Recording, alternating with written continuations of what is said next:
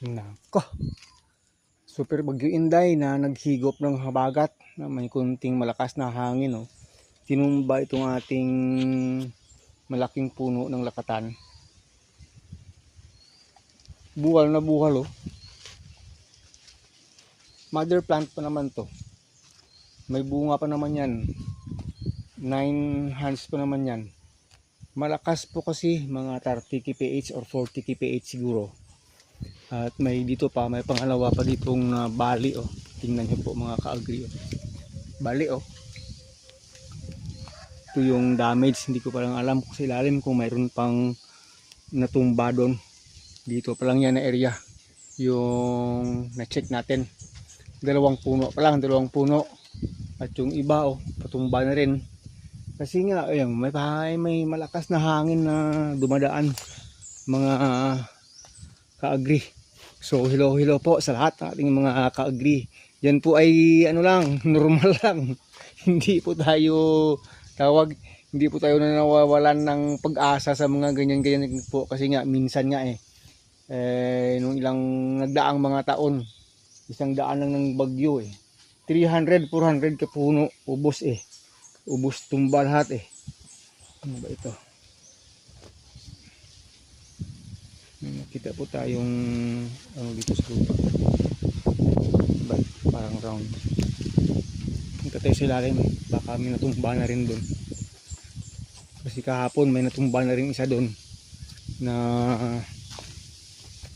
pinutol na lang natin.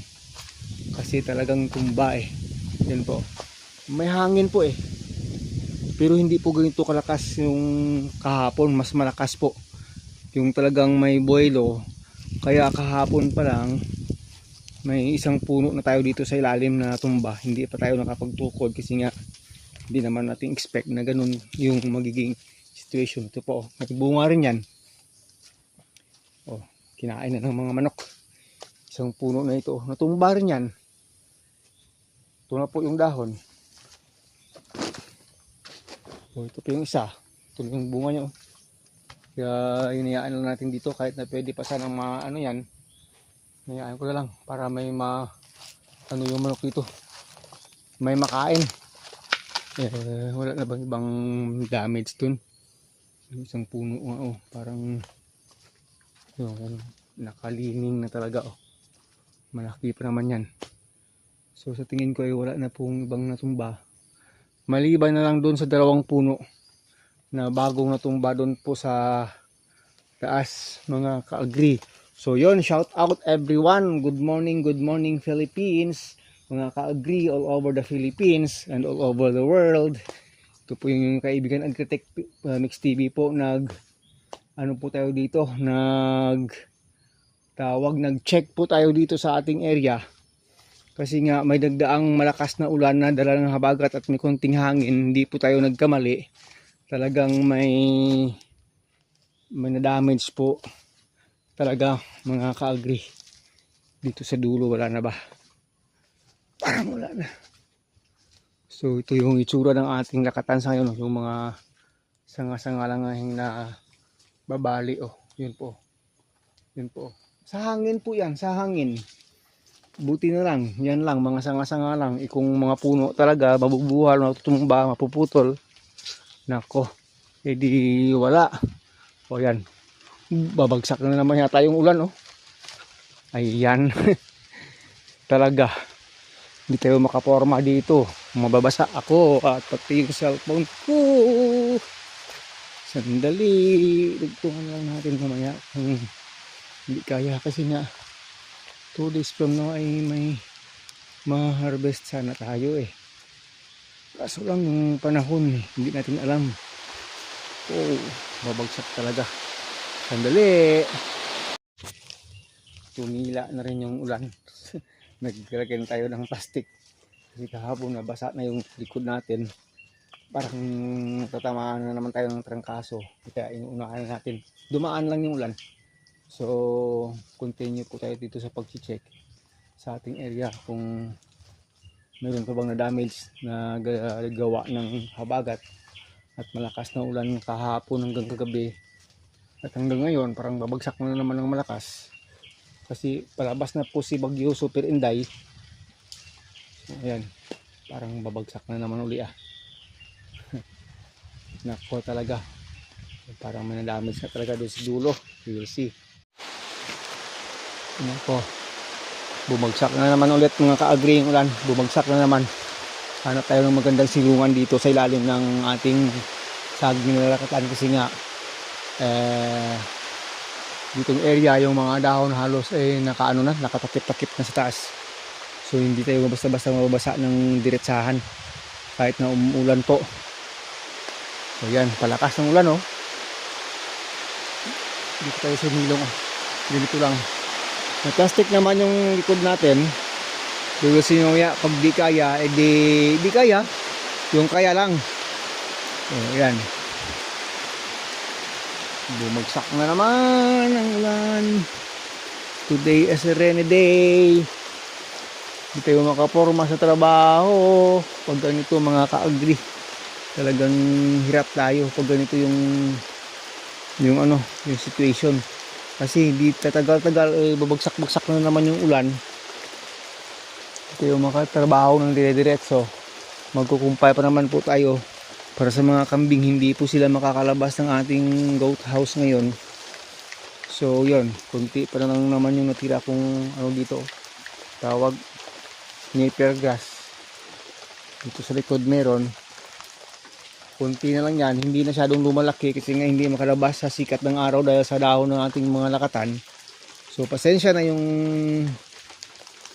pasensya na lang yung napier grass. Kasi yung pinakatanim natin dito lakatan, hindi naman sila. Pag kukulangin yung napier grass, dahon ng saging, yung ating kinukumpay dito. Mga ito, kukumpayin to.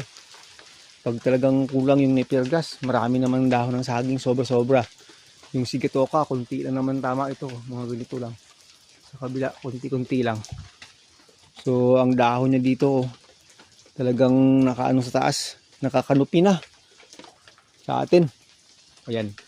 Medyo tumila ng konti. Saan ka ba yung banda? I-check natin.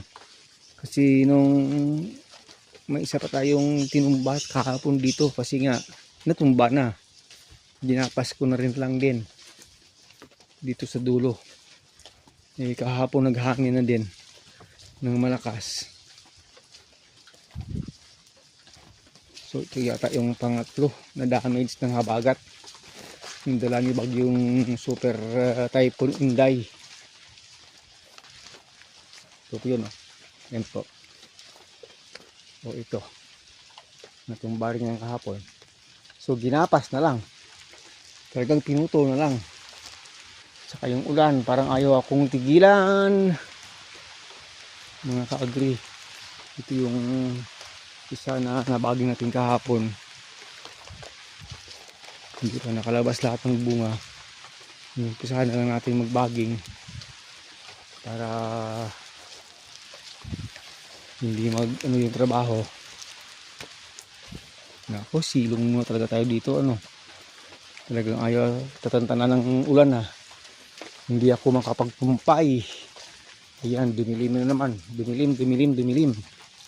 So ito yung ating taniman ng lakatan sa ngayon. Ito ay mga second generation na mga puno na. Kasi gaya po nito, malapit ang lalabas yung bunga nito. Ito yung unang bunga niya, first. Ito na po yung second follower pinakit natin. Bali din yung sanga. Puputulin ko na rin yan maya para hindi sa gabal, hindi pangit tingnan. Yung katabi niya may bunga na, yan po. 7 hands po yan. Hindi po siya ganun kalaki yung puno, pero 7 hands. Pero mahahaba po yung bunga niyan. Ito na po yung current na situation dito talaga. So yun po, in-update ko lang po kayo sa naging tama ng habagat. Talagang hanggang next week siguro po habagat pa rin. 1 week, another 1 week pa na puro habagat. Sana wala lang malakas na hangin. Kasi itong mga saging natin dito, nag-uumpisa na po talagang magbubunga yan. Palabas yung mga puso. Ito yata ay malapit na rin itong palabas yung puso. Nako, umuulan pa rin talaga. So wala tayong magagawa. Silong na tayo dito mga ka-agri sa ilalim ng ating puno ng lakatan. Pag babagsak pa yan ng malakas mamaya, wala tayong magagawa talaga. Baka masira itong ating cellphone. Sige po. Kung makapagdugtong po tayo, thank you. Pag hindi, paalam na lang. Thanks for watching. Ito po, talagang nandito tayo sa ilalim ng ating taniman. Ulan pa more. Yan po. Bagsak yung ulan eh. Hindi tayo makaporma sa trabaho eh. Hindi ko pa magagawa yung natumba doon. Puputulin pa yon para hindi maging sigabal doon. Para maging maganda yung situation. Hindi hayaan na gano'n yun doon. Hindi tayo makapagtrabaho eh. Kasi continue itong patak-patak ng ulan eh. Naku talaga, magkukumpay na lang ako eh. Hindi ko pa magawa dahil sa panahon. So hintayin natin. Mamaya titila na rin yan mga ka-agri.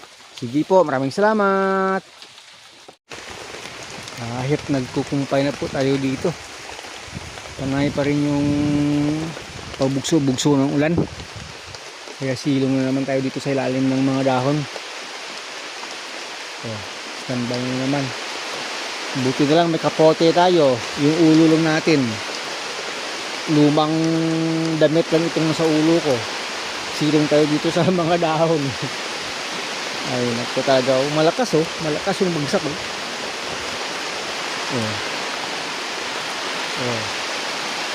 Tingnan niyo po, grabe Ay, talaga. Mababasa ako. Transfer yata ako Transfer saan? Transfer. Sa walang masyadong malaking tulo. Dito muna. Ayan. Nagpisa ng patubig yung kanal. Talaga. One of the best experience talaga. Nag-check lang tayo kung may natumba at saka nagkumpay ayaw tayong tatantanan ng ulan ngayong araw. Kambing natin magugutom. Talaga lang Oh no. Grabe.